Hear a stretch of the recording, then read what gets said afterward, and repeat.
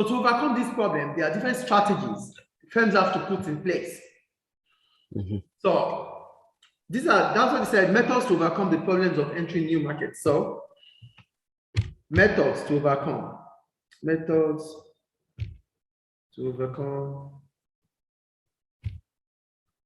entering into a new market.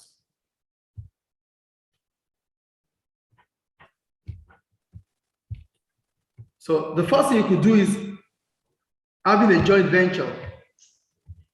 The network, so joint ventures.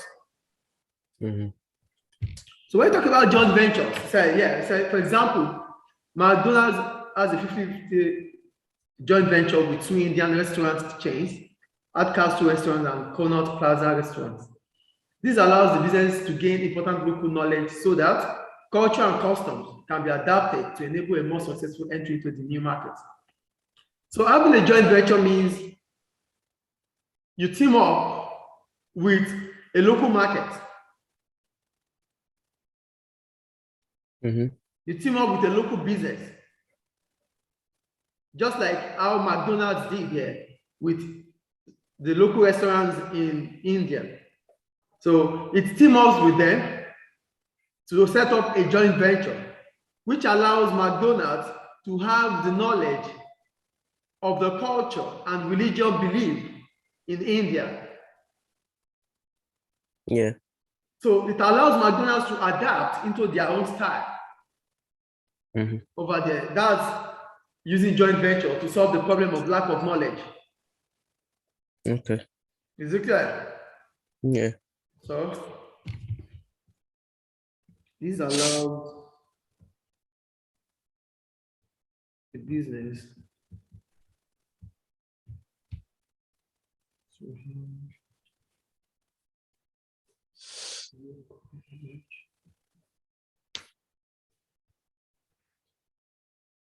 adaptation.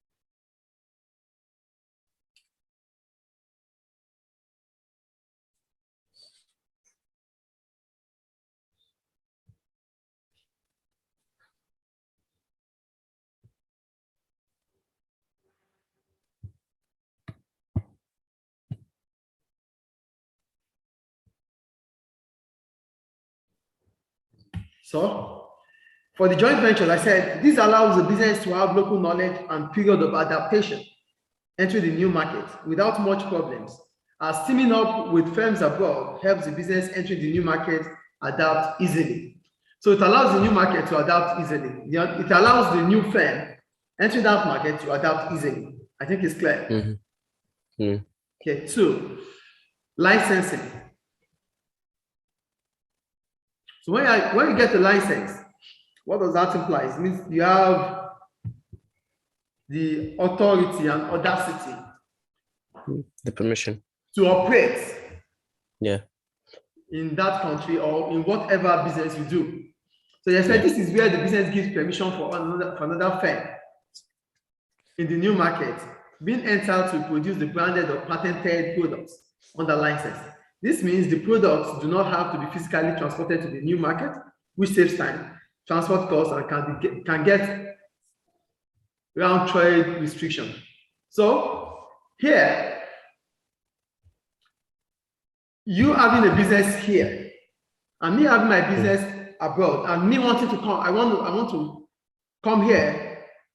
No, let's say you have your own business abroad, I have my business here, and I want to enter that new business over there. I want to enter the new market. You can give me the permission to work under your own license. Mm-hmm. You get it? So I'll be able to Yeah. use your own patents or your license to sell my own product. Mm-hmm. Do you get it? Yeah. So definitely, using your own license implies that I don't need to transport the product from here, from where I'm coming from, or from here over there. I can also produce it there to sell. In as much as I have your own license. Yeah. Is it clear? Yeah.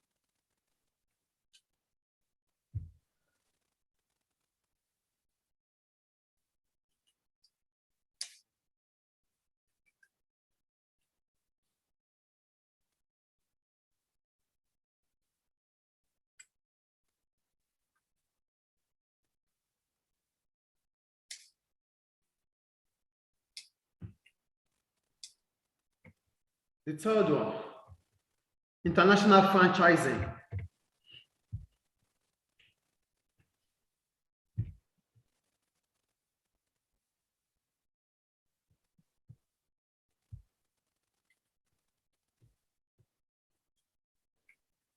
So when we talk about international franchising, that's franchise. You giving authority to a business to use your name to sell your products in other places or in other shops. Yeah. You understand? So that means you've given your brand name. You have given your brand your operational brand to someone who wants to invest in it. Is it clear? Yeah. So this means that foreign franchises are used to operate a business franchise abroad. For example, Dunkin' Donuts, which is a US-based baked goods, and coffee franchise sold the franchise in the United Arab Emirates, which operates all the outlets. This means that, again, local knowledge is used to choose the best place to locate the Dunkin' Donuts outlet. So franchise means that the franchisor has agreed to sell franchise to the franchisee. Yeah. So that means with franchise, a business that is the franchisor would have the local knowledge of the business because the franchisee is the local business. Do you understand? Yeah. You have a franchise, you are the franchisor. So if I'm buying franchise from you to sell your products in my own country, it means your products, your business already have the local knowledge, which you don't need to seek for it. Do you get it? Yeah. Do you know how that works? Yeah. Yeah. Okay, great. Because now you have the local knowledge. You have the local knowledge of selling. So whatever you are selling as a franchisee. You are selling as a franchisee, which is the gain for the franchisor. Yeah. You understand? International franchising.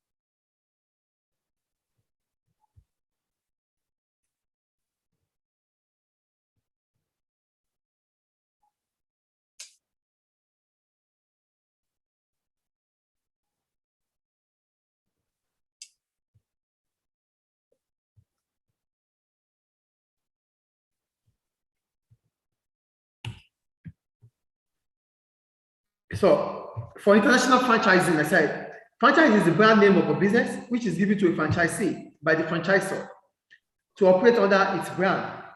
Franchisor is a business selling the brand. The franchisee is the business buying the brand. So what does this allow? It gives the franchisor to enter a new market without, it allows the franchisor to enter a new market.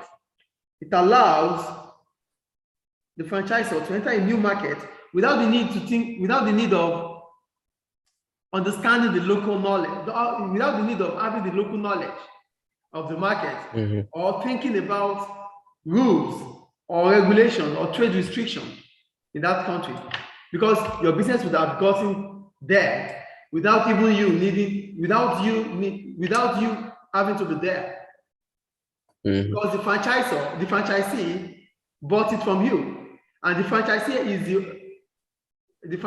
is the local business buying from you. So your business would have extended your operations to that country without you spending even a dime. Do you understand? Yeah.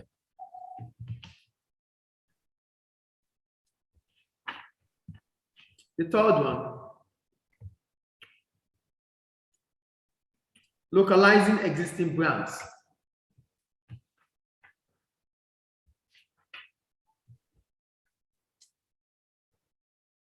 Localizing existing brand. So here, there is a phrase, thinking global, acting local, which is being used by several global businesses. It means that there's still a common brand image for the business, but has adapted to local taste and culture, therefore increasing sales. You're thinking global, but you're acting local. Your business is still international, but you have adapted the local style so that you can increase your sales locally. You understand? Thinking global, Yeah. acting local. Is it clear? So the brand image is still there as a global, as an international business, but you've adapted to the local market. Okay. So that you can increase your sales in the local market. Is it clear? Yeah.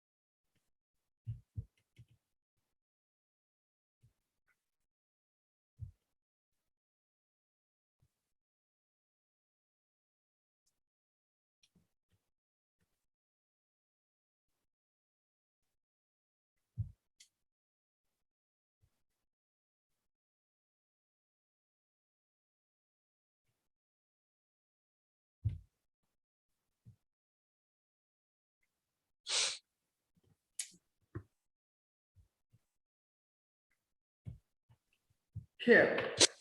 So localizing existing brand. Thinking global, acting local, which is being used by several global businesses. This implies that the brand is still international, but it has adopted a system which allows its sales in the local market to increase. So it has adopted a system or a method that allows its sales in the local market, because it's an international market, it's an international business. But international businesses selling abroad might find it difficult, except if they can adopt or adapt to their changes. So adopting a new system, adopting a local way of providing these goods or services to customers to increase your local sales is what we call thinking global, acting local. Mhm. Is it clear? Yeah. All right, so that's about that. We're done with that chapter, I guess. But we have some questions here. Let's see. Okay. Okay. So let's go to the exam style question.